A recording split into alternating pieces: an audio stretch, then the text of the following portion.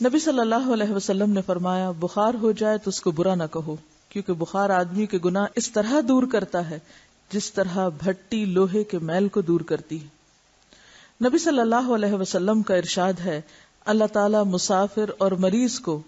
ان اعمال کے برابر اجر دیتا ہے جو وہ گھر میں اور تندرستی کی حالت میں کیا کرتا تھا۔ نبی صلی اللہ علیہ وسلم نے فرمایا کہ اللہ تعالیٰ فرماتے ہیں جب میں کسی کو اس کی دو محبوب چیزوں یعنی آنکھوں میں آزماتا ہوں، یعنی بینائی سے محروم کر دیتا ہوں، پھر اگر وہ صبر کرے تو اس کے بدلے میں اسے جنت دوں گا۔ بے صبرا پن کیا ہے اس میں؟ کہ انسان شکوے شکایات شروع کر دے، یا یہ کہ انسانوں کے ساتھ اپنا معاملہ خراب کرنے لگے کہ فلاں نے میری مدد کیوں نہیں کی، فلاں نے میرے ساتھ ایسا کیوں نہیں کیا، یا اپنے آپ کو بہت اہمیت اور توجہ کے قابل سمجھے اس وجہ سے کہ میری زندگی میں ایک کمی ہے، تو یہ سب بے صبر پن کی علامتیں ہیں۔ صبر کیا ہے؟ کہ انسان اس معاملے کو، اس حقیقت کو ایکسپٹ کر کے اپنی حدود کو دیکھتے ہوئے زندگی کا سفر طے کرے۔ رسول اللہ صلی اللہ علیہ وسلم کے پاس ایک کالی عورت آئی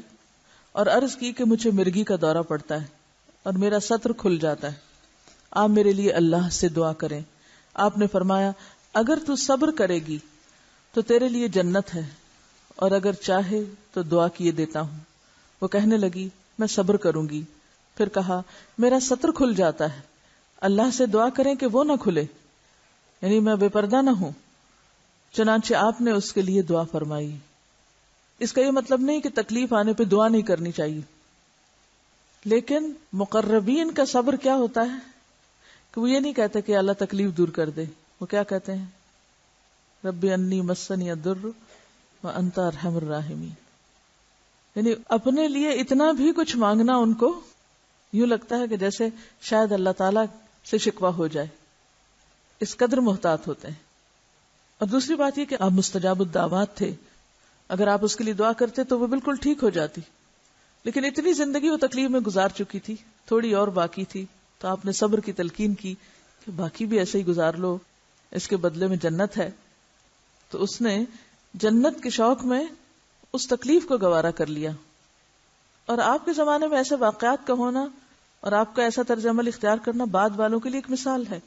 کہ اس زمانے میں چلے آپ تھے، آپ دعا کرتے ایک چیز دور ہو جاتی، لیکن بعد میں کون ایسا ہو جو کسی کے لیے دعا کرے اور وہ تکلیف دور ہو؟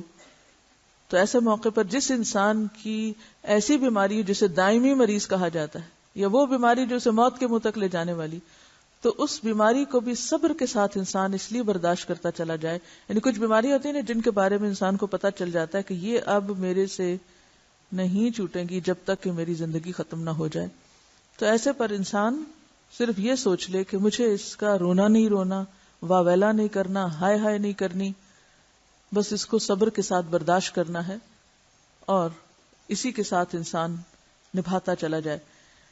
ایک اور بات یاد رکھیے کہ ہم جب کسی کی بھی تکلیف دیکھتے ہیں تو فوراً بدگمان ہونے لگتے ہیں کہ کچھ کیا ہوگا نا اس نے، اس لیے پکڑ ہوئی۔